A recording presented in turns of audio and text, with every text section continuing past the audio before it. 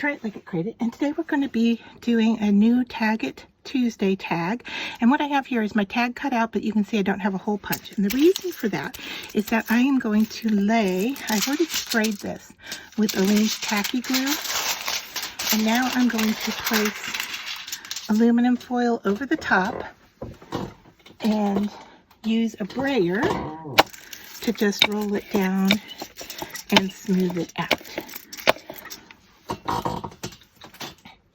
Now, because this is going into a junk journal and I'm not using it as a tag necessarily, I'm just going to cut a little bit of excess around the outside, and I'm going to fold it to the back of my tag just to have nice clean edges, or you can cut them off if you want. Entirely up to you what you want this look to be, but I am going to just kind of curve it and roll it to the back like so. And the aluminum that I'm using, aluminum foil I'm using, is very thin, and so I'm not really adding any bulk to this. Alright, so just a couple more edges, and then the next thing we're going to do is we're going to emboss. So there it is, and I can use my fingernails to kind of flatten things out, make sure they're stuck down. However, when we go to emboss, it will work fine. So this is a embossing folder from Cuttlebug, Cricut Cuttlebug. It's an Anna Griffin.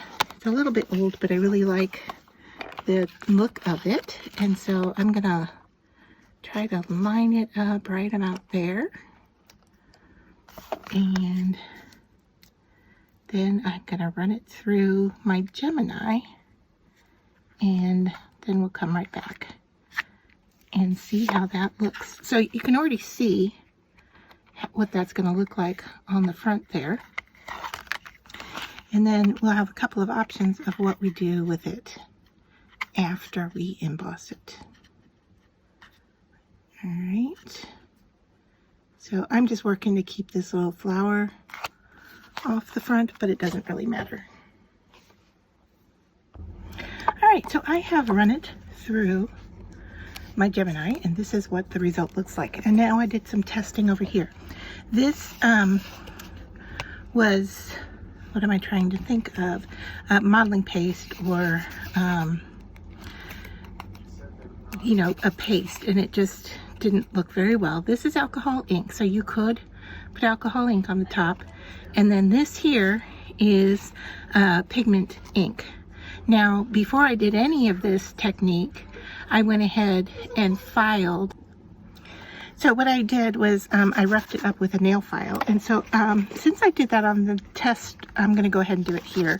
And I just, even on a flat surface, you can just kind of gently go over it. You could do this also with sandpaper if you wanted.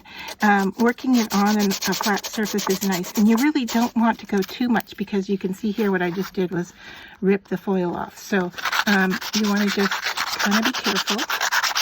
All right, and I will fix that part by covering it up. I have these butterflies here, so that's going to indicate where those butterflies are going to go, isn't it? So the next thing I'm going to do is take my green StazOn and just kind of wipe over the top and just get it to coat. I guess I'm a little dry here, so let me, I did this one in white, so I'm just going to go ahead and grab my white here and rub over.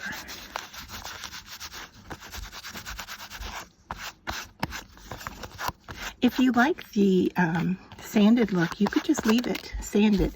You could also do this technique on top of colored cardstock and then sand down so that the color would show through.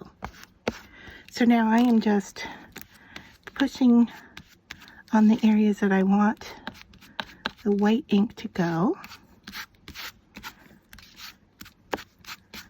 All right, and that's pretty subtle. I am surprised my green ink. Let's just take a look here. Yeah, it is very dry. That's a bummer. All right, so I'll have to re-ink that one. So this is where we're at. And then we can take these butterflies, right? And remember, I haven't punched my hole yet.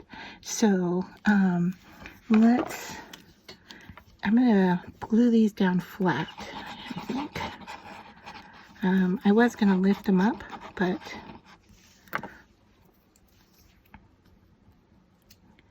I'm going to stick that one there.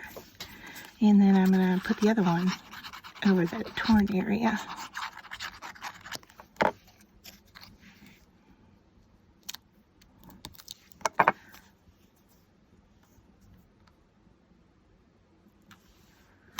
All right.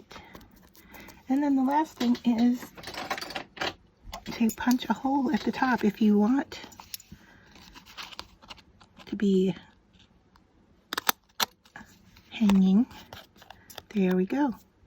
So that is our foil technique using aluminum foil in crafting.